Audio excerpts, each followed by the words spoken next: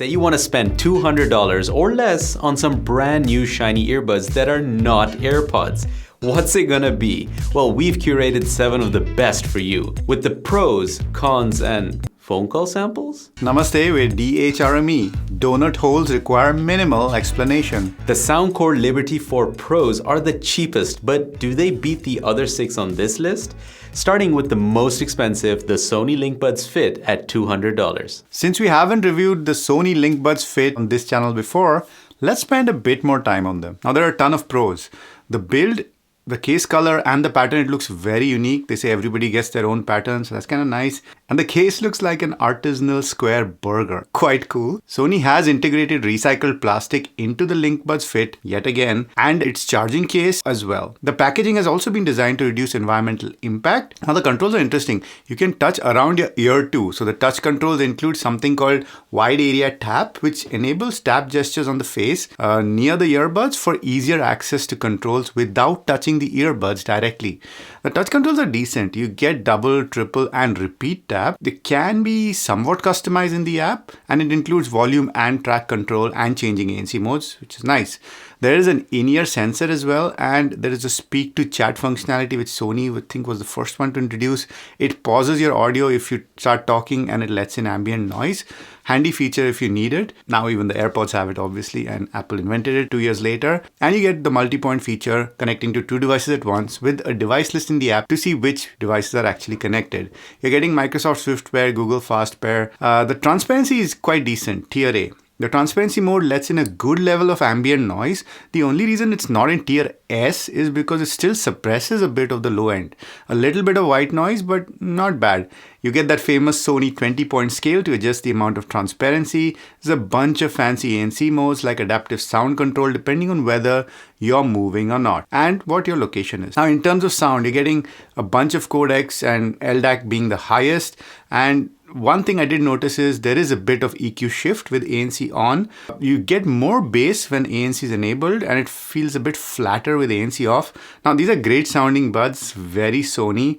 It's got a realistic kind of timbre, and it's bass heavy but not in an ugly way. No weird sharpness as well, and the voices sound natural. I love the sound with the ANC off. Treble is just right for me, not overcooked, and tons of customizability with their powerful EQ and a bass slider. I'm a fan. The standout for me is the guitars, and rock and metal and drums just sound so good. There are a ton of extra sound features, again very Sony. You get an auto switch between a LinkBuds speaker and these buds. You get 360 reality audio, DSEE extreme upscaling if you have low quality files. You get a find your EQ to kind of determine what the sound you like. You get spatial sound. You get a ton of stuff. Speaking of sound, how do you sound when you're outdoors? Have a listen. Popsicle. Ice, icicle.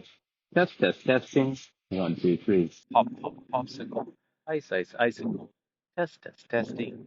1, 2, 3. They're pretty decent in noisy environments, but definitely not the best in windy conditions. The Fakman gets to answer, hang up and change ANC mode while on a call, but there's no mute or volume control. Volume is there, yes, we said that, but it's for audio only, doesn't work on calls. Now, these buds are not perfect. Many want them to be a spiritual successor to the LinkBuds S that was released, but let's start with the cons. Touch controls can be hit or miss, and it's not always first time right. ANC is decent tier B, but at low end, it does cancel out more sound, but it's not so great at voices and in the mid-range in general. And you can't change the strength of the ANC in the app. There's no wind noise reduction mode that is in the app that we could see, and transparency lets in a lot of wind noise, and ANC does help a bit, but not fully. Turning ANC off is the best option. You get IPX4 rating, which is passable, but you get them on the buds only. You don't get them on the case, as with some of the other buds that we'll see later on. You get an advertised 5.5 hours of playback with ANC enabled. We tested that and we got 6 hours and 7 minutes, so that's quite nice. And Sony says that you can extend that up to 21 hours with the charging case. You get a quick charge capability, offering an hour of listening from a 3-minute charge, always good to have. The comfort. Now, they have this whole air hook thingy, but it did start hurting my right ear after a while. Now, it's not as bad as the Beats Fit Pro used to be, but the in-ear fit and comfort was great with the shallow tips. Sony tried to simplify the app. and you see a few options when you open the app. But the moment you go into device settings, then you start swimming in Sony's feature vomit again. Head gestures, voice commands on buds, autoplay audio when wearing the buds or running at the gym, Spotify, Endel, Apple Music, what the Just too many options that it's not funny anymore. Who uses all these options? And then we've got the Sennheiser Accentum True Wireless at $199. The pros? Well, we love the design. It's got a new design and shape to the earbuds and to the charging case as opposed to the Momentum series. They've got customizable touch controls, the fit is great, they're IP54 rated against dust and water, and you get 4 sizes of tips included in the box, so it's not very hard to find the right fit. The advertised battery life on the buds is 8 hours and 20 hours from the case. We tested the claim on the buds and got 7 hours and 47 minutes, so it pretty much checks out. There's also wireless charging and quick charging on board, so we love to see that at this price point. And what we also like to see at this price point is multi-point. So you can stay connected to 2 devices at the same time, and you can even see a device list in the app. There's also an in-ear sensor, so taking a bud out will pause the audio automatically and resume when you put it back in. And we've got to say that these buds have the flattest sound signature on this list, leaning towards a warmer sound. And the microphones, pretty amazing. Here's how they sound for calls outdoors. Pop, pop, popsicle.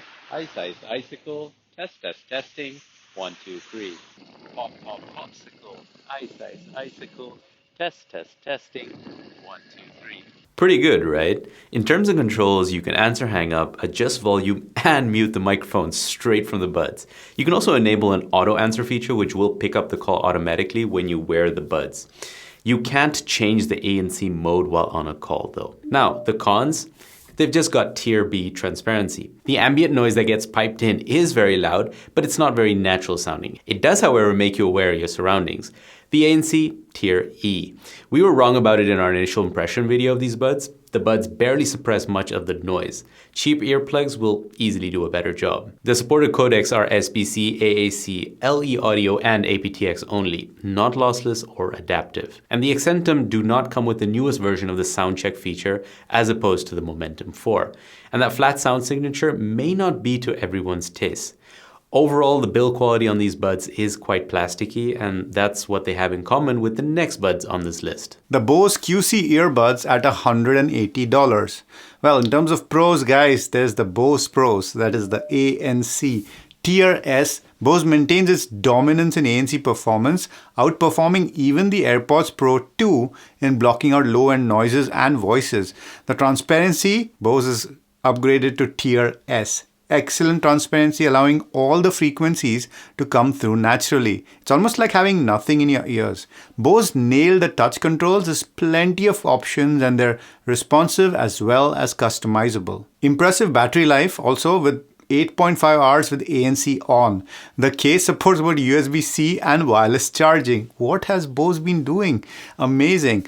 Comes with 3 sizes of oval silicone ear tips and wing tips, but after adjusting the tips, the fit was secure and comfortable even during workouts. Despite their bulk, the earbuds feel snug in the ears. The Bose earbuds deliver a punchy V-shaped sound profile with strong bass and elevated highs, which can be fine-tuned using a flexible 5-band EQ. And here's how they sound for calls outdoors. Pop, pop, popsicle. Ice, ice, icicle. Test, test, testing. 1, 2, 3. Pop, pop, popsicle. Ice, ice, icicle. Test, test, testing. 1, 2, 3. For phone calls, the earbuds perform well. They support volume controls during calls and the app provides a side tone slider. However, you cannot change ANC modes directly from the buds during calls. You can do so from the app. Well, we're talking about cons. The new Skull Candy, the Bose QCE app feels cluttered with too many options that could have been grouped together. Connection issues with the app is unfortunately still a thing, and sometimes the buds take time to connect to the app or fail to connect entirely. There is a bit of white noise in transparency mode. The charging case is bulky even though it's smaller than previous models. It's not the most premium in terms of material, feeling somewhat hollow and cheap. The size doesn't make it the most pocket-friendly option on this list. And not just the app, we did have the occasional connectivity problems with the buds themselves. Sometimes the buds stay connected to the phone even when placed in the charging case, and there were instances of one bud disconnecting totally randomly. Bose tried to introduce its own voice assistant for commands like track control, ANC switching, and taking photos, but it was unreliable and often failed to function properly. This feature is better left disabled. Now, these are punchy, and while they sound fun, they do lack high resolution codec support. You get AAC only. And finally, the buds are merely IPX4 rated. It's fine for sweat and some rain, but that's it. Not the most protected on this list, unlike the OnePlus Buds Pro 3 at $160. What are the pros? You get a strong IP55 rating for dust and water resistance. The transparency mode is tier S, top of the line. There's huge improvement over previous models with sound coming in naturally across all frequencies. Almost like not wearing anything at all in your ears. There's a new design for the charging case, a pebble look with faux leather texture, and the buds are easier to take out of the case compared to earlier models as well. The controls are very Apple Airpods-like with squeeze and stroke gestures. You can change these in the Hey Melody app that these buds come with, which also includes an EQ, low latency game mode, and multi-point connectivity. There's also solid battery life. We got 8 hours with ANC off and using the LHDC codec. The advertised number was 5 hours. There's also wireless charging. And how do the OnePlus Buds Pro 3 sound? Well, we've said this before and we'll say it again. These buds are definitely the industry standard for this price category. There is one knock though, but we'll get to that in the cons. And here's how they sound for calls outdoors. Pop, pop, popsicle, ice, ice, icicle, test, test, testing, 1, 2, 3. Pop, pop, popsicle, ice, ice, icicle, test, test, testing, 1, 2, 3. The OnePlus Buds Pro 3 perform respectably in both noisy and windy environments, holding up in winds up to 3 meters per second.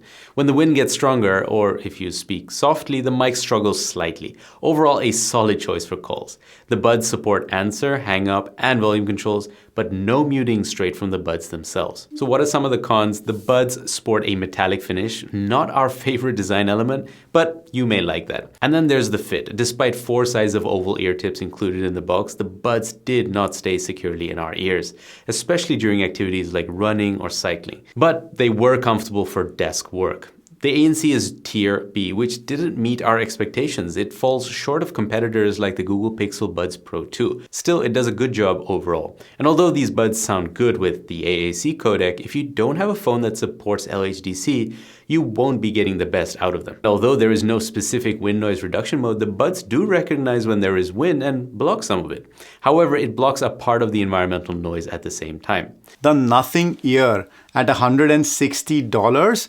It does come with a bunch of extras like a wear sensor. The very impressive Nothing X app provides low lag gaming modes and a bunch of other features we'll talk about, and there's wireless charging on board. You get a cool transparent design which is comfortable with oval tips, IP54 buds and IP55 case, which means you can go out with these and not worry too much about dust and rain. In terms of sound, you're getting excellent clarity and a detailed sound with refined treble, a wide soundstage, and one of the best parametric EQs in the business.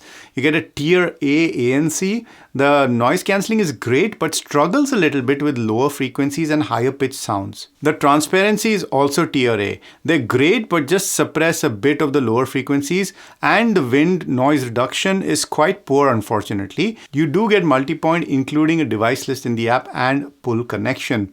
And here's how they sound for calls outdoors. Pop, pop, popsicle, ice, ice, icicle, test, test, testing, 1, 2, 3. Popsicle, ice, ice, icicle, test, test, testing, 1, 2, 3. Now the mics are okay in a pinch if you speak loud and clear and if the wind isn't too strong. Otherwise, these might not be the best on this list. Now as a fuckman, you only get answer hang up and change volume using a couple of finger gymnastics. No mute here guys. You can change ANC modes though while on a call. And that brings us to the cons. Now there are only 3 sizes of tips in the box, whereas 4 is the new industry standard and some companies go even farther. The battery life is only around 5 hours with the ANC on. That's what we got in our testing too. Not very high compared to many others on this list.